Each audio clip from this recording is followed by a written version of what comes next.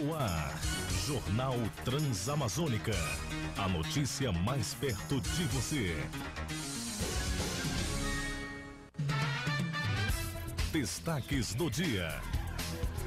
Olá, bom dia. Hoje é quarta-feira, dia 23 de maio de 2018 e serão destaques na edição de hoje do seu Jornal Transamazônica. Caminhoneiros liberam parcialmente a BR-316 na região metropolitana de Belém.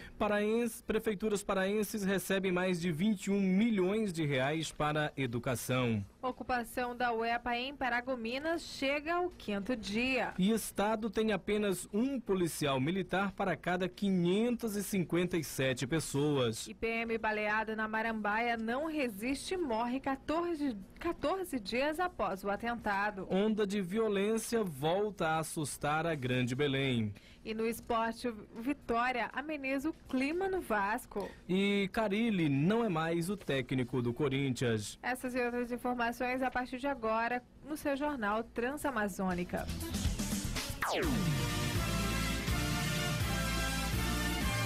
Política.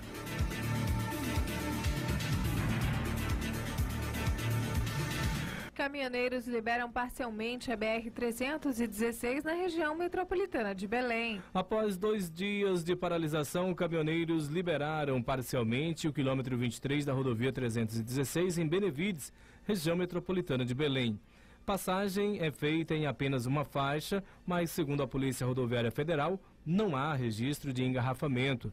O local tem fila de caminhões estacionados por cerca de 2 quilômetros nos dois sentidos. Desde a última sexta-feira, quando a Petrobras anunciou mais uma alta do valor das refinarias a categoria começou a mobilização em vários estados do país. Na semana passada foram 5 reajustes diários seguidos. A escalada dos preços acontece em meio à disparada dos valores internacionais do petróleo. O Sindicato dos Transportadores Rodoviários Autônomos de Bens no estado do Pará, o Sindicam, confirmou ainda na última sexta-feira que a categoria aprovou por unanimidade a participação no protesto. Até ontem, em Paragominas, o quilômetro 165 da BR-010 estava parcialmente interditado nos dois sentidos, mas a PRF informou que não tem informações sobre o segmento do protesto.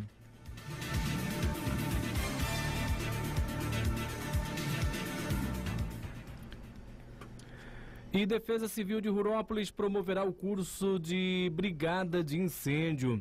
Com o apoio da Prefeitura Municipal de Rurópolis e Assistência Social, o curso terá início no dia 4 de junho e irá até o dia 9. De acordo com o assistente social Miguel Neto, em entrevista cedida ao Jornal Transamazônica, o curso profissionalizante trará mais oportunidades no mercado de trabalho aos jovens ruropolenses que participarem deste curso. A reportagem é de Alan Ferreira. Bom dia, Alain. Bom dia aos ouvintes da 102.7. Nós hoje vamos falar aqui sobre o curso de Brigada de Incêndio, que a Defesa Civil Municipal, em parceria com a Defesa Civil Estadual, vai estar fazendo aqui no município. E os ministrantes são os próprios bombeiros militares que vão estar aqui no nosso município do dia 4 até o dia 9. Vale ressaltar, Alain, que esse curso ele é um curso profissionalizante, porque só quem tem autorização, para ministrar esses cursos são os próprios bombeiros militares e são eles que vão estar aqui. Isso é uma oportunidade que o prefeito Joselino Padilha também está oferecendo aos jovens da nossa cidade para que eles possam estar se profissionalizando, porque o Brigada de Incêndio ele forma os bombeiros civis. Hoje em dia as empresas, muitas empresas hoje no mercado, elas contratam esses profissionais que são os bombeiros civis. E nós vamos ter a oportunidade de estar ministrando aqui no nosso município esse curso. A princípio, foram 40 vagas, nós anunciamos anteriormente e todas as 40 vagas já foram preenchidas. E agora nós vamos dar início no dia 4. Ainda há pouco falei com o Coronel Cláudio, ele que é o nosso comandante aqui da 7ª BPM, e vai estar chegando aqui conosco a sua equipe e vai ficar aqui até o final do curso, que é no dia 9, quando será distribuído, né, os certificados desse curso. Vale ressaltar que é um curso profissionalizante e que isso, eu acredito assim, que seja de suma importância para que os jovens do nosso município possam ter no seu currículo, né, uma profissão tão, eu diria assim, tão honrosa quanto essa que nós vamos estar oferecendo. Então, a todos, nosso muito obrigado, e a gente vai continuar trazendo mais opções para que os jovens possam ter formação, para que eles possam ter oportunidade de direcionarem as suas vidas de acordo com aquilo que está sendo oferecido. Política. Desde ontem, quem entrou com ação na Justiça pela correção da poupança dos planos econômicos Bresser, Verão e Collor 2 poderá se habilitar para recebimento dos valores e aderir ao acordo entre o Instituto Brasileiro de Defesa do Consumidor, a Frente Brasileira pelos Poupadores e a Federação Brasileira de Bancos, com a mediação da Advocacia Geral da União e o acompanhamento do Banco Central e homologado pelo Supremo Tribunal Federal. Para facilitar o processo de adesão ao acordo dos planos econômicos, foi desenvolvido o portal Planos Econômicos. Divididos em 3 áreas, o portal contém um site informativo e de livre acesso sobre o acordo, um assistente virtual para tirar as dúvidas dos usuários e a plataforma de adesão. A plataforma é um sistema centralizado totalmente eletrônico que dará agilidade a todo o processo, desde a entrada e conferência de dados, documentos, liberação de pagamentos e acompanhamento das ações. A plataforma concentrará todas as adesões. Os bancos não receberão adesões diretamente nas agências bancárias ou em qualquer outro canal de atendimento. Para facilitar o processo, os pedidos serão recebidos em lotes de acordo com o ano de nascimento do poupador, a começar pelo de mais idade.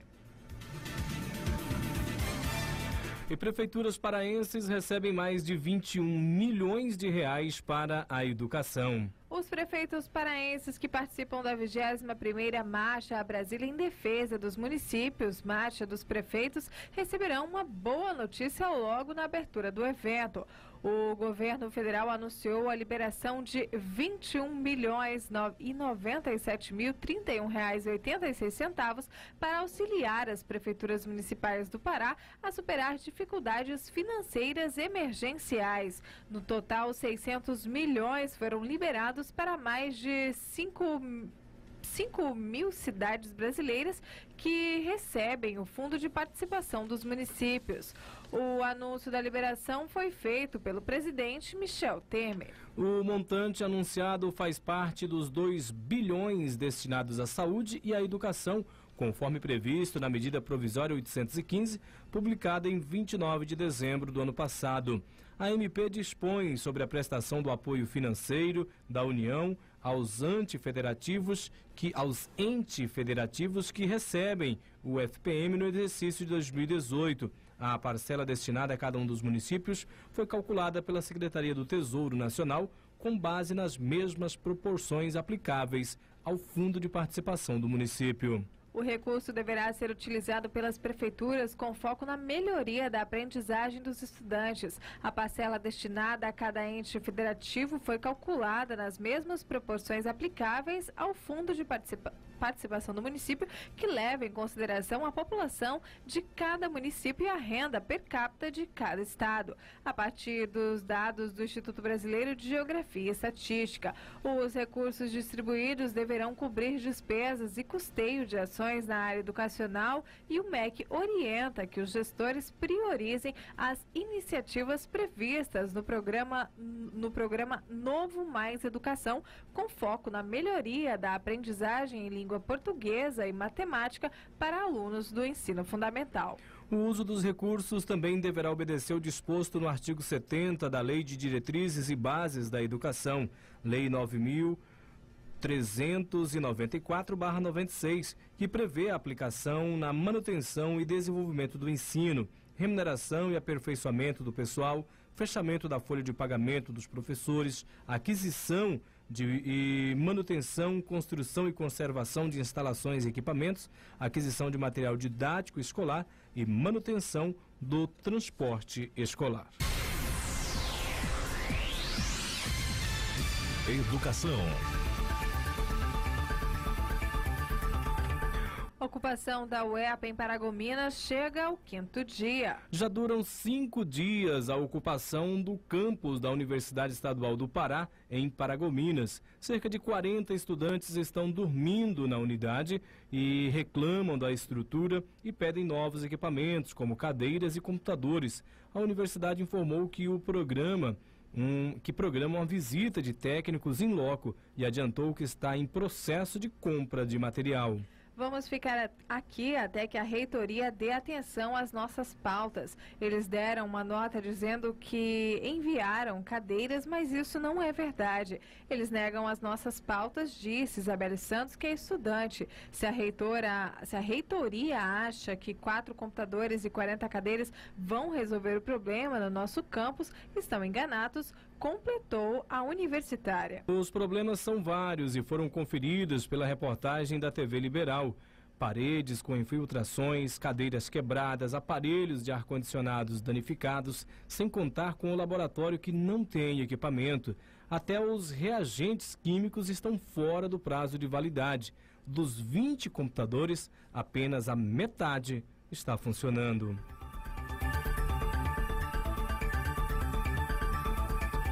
E boletos de inscrição devem ser pagos hoje, os boletos do Enem.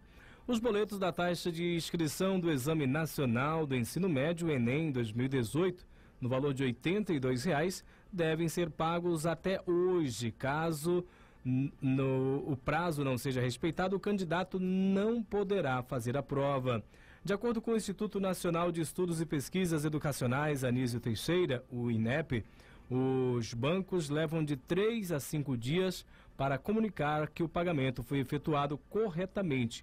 Por isso, os participantes que entrarem no site do Enem podem demorar esse período para visualizar o status de inscrição confirmada. Caso haja algum problema no pagamento, é preciso entrar em contato com o INEP pelo 0800 61 61 61. Acessando a página do participante do Enem, é possível visualizar 2 tipos de informação. Inscrição concluída com sucesso.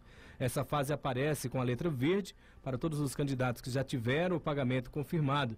E também é exigida para aqueles que estão isentos de pagar a taxa de inscrição. E também inscrição aguardando pagamento da GRU. Esse aviso aparecerá em vermelho, junto com o boleto bancário do Banco do Brasil. Entram nesse grupo participantes com solicitação de isenção de taxa e inscrição reprovada, participantes que não efetuaram o pagamento e o candidato que pagou o boleto há menos de 5 dias. O Enem acontecerá em 2 domingos, nos dias 4 e 11 de novembro. E são 45 questões de linguagem, 45 de ciências humanas e redação, com a duração de 5 horas e 30 minutos. 45 questões de ciências da natureza, 45 de matemática, com a duração de 5 horas e 30 minutos. Saúde. E crianças são as menos vacinadas contra a gripe, diz o Ministério da Saúde. Crianças entre 6 meses e 5 anos fazem parte do público com direito à vacinação gratuita contra a gripe. No entanto, elas são as menos vacinadas. Apenas 34,9% delas receberam a imunização, informa o Ministério da Saúde. A campanha contra a gripe só ocorre uma vez por ano, geralmente antes do inverno. A de 2018 acaba agora, dia 1º de junho. A média de cobertura vacinal brasileira, índice usado pela pasta para medir a porcentagem de vacinados, está em 48%, com alguns estados com uma cobertura muito baixa, 11,5%, como é o caso de Roraima. E, além de crianças, a vacina é indicada para idosos acima de 60 anos, indígenas, professores da rede pública e privada, portadores de doenças crônicas, pessoas privadas de liberdade, profissionais da saúde, gestantes e mulheres que tiveram partos a menos de 45 dias. De modo geral, a cobertura vacinal está aquém do esperado, informa o Ministério da Saúde. Até o dia 1º de junho, a pasta espera vacinar 54 milhões e meio de pessoas. Até o dia 16 de maio, no entanto, esse índice era de 26 milhões, uma taxa de cobertura de menos da metade.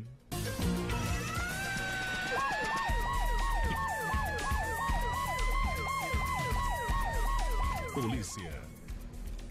E o estado tem apenas um policial militar para cada 557 pessoas. Em fevereiro de 2006, a Lei Complementar número 53 instituía na primeira administração do governador Simão Jatene, estabelecida para o efetivo da Polícia Militar do Pará, deveria ser fixado em mais de 31 mil policiais. Passados 12 anos da determinação, o efetivo da corporação sequer se aproxima dessa marca. Para atender uma população estimada em mais de 8 milhões e 300 mil habitantes em todo o estado, a PM conta com um efetivo de menos de 15 mil policiais militares na ativa. Se considerado esse número exato de 15 mil policiais, a proporção alcançada no Pará seria de um policial militar para cada grupo de 557 habitantes.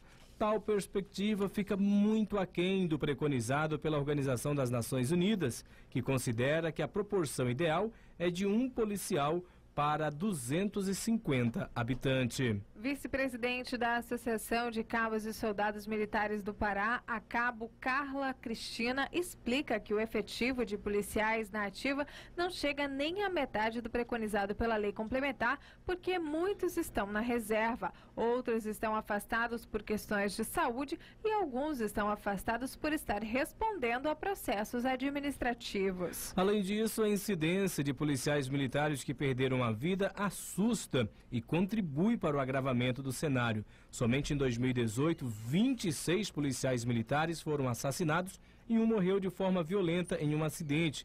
E o governo alega que o efetivo é maior porque eles englobam todos os que estão aguardando a reserva e os que estão afastados. Mas quando a gente considera apenas os que estão podendo atuar, não chega a 15 mil policiais.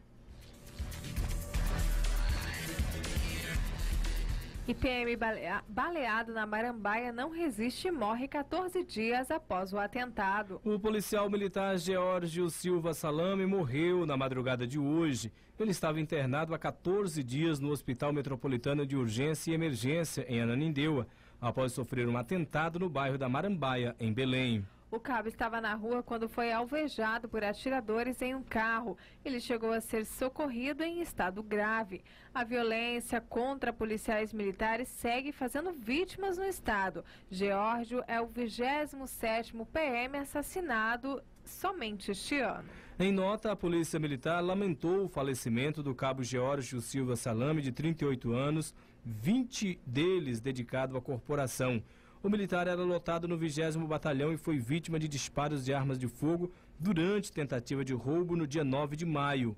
O Centro Integrado de Psicologia e Assistência Social APMs presta total apoio à família do policial militar.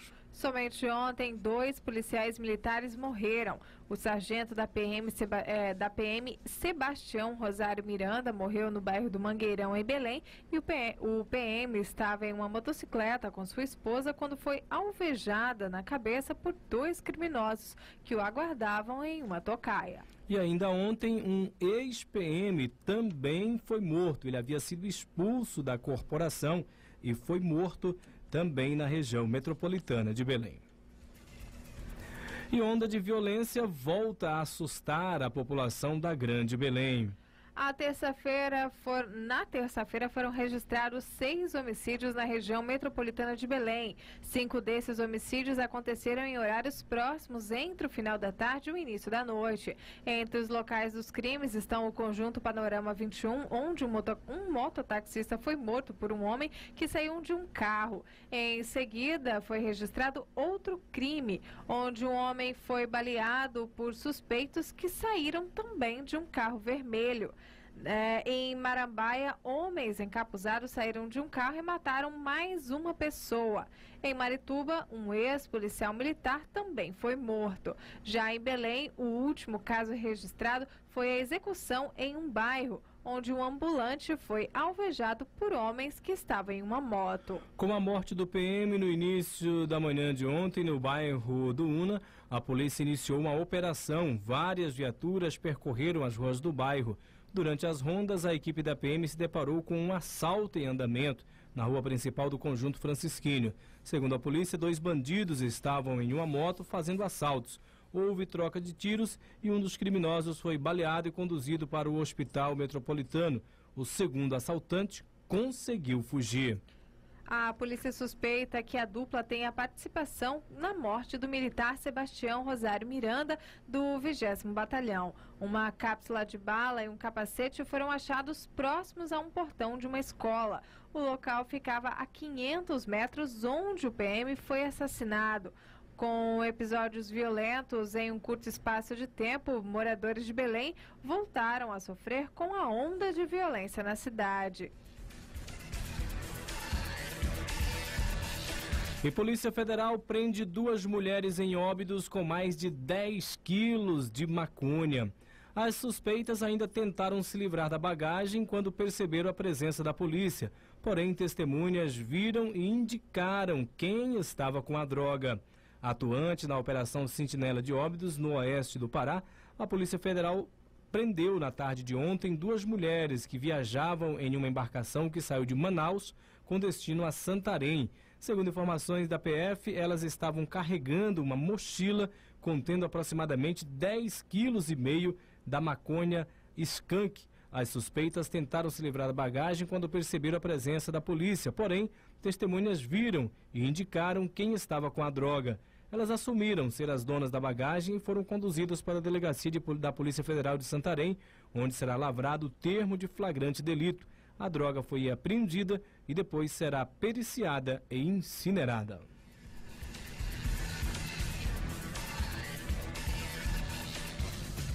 Esporte. E Vitória ameniza clima no Vasco. A vitória por 2-0 sobre a Universidade do Chile e classificação para a Sul-Americana serviram para baixar um pouco a poeira na turbulência do Vasco. Mas quando retornar ao Brasil, hoje, há problemas esperando a diretoria e comissão técnica que precisam decidir se a punição de corte da relação na partida poderá se estender e ainda a insatisfação dos torcedores para tentar contornar. A edição de hoje do seu Jornal Transamazônica foi ao ar na direção-geral de Breno Soares. Apresentação de Ezequiel Azevedo e Ana Cláudia. Nós voltaremos a qualquer momento com o Plantão Transamazônica e amanhã em mais uma edição do seu jornal. Tenham todos uma boa tarde e até amanhã. Boa tarde a todos e até lá.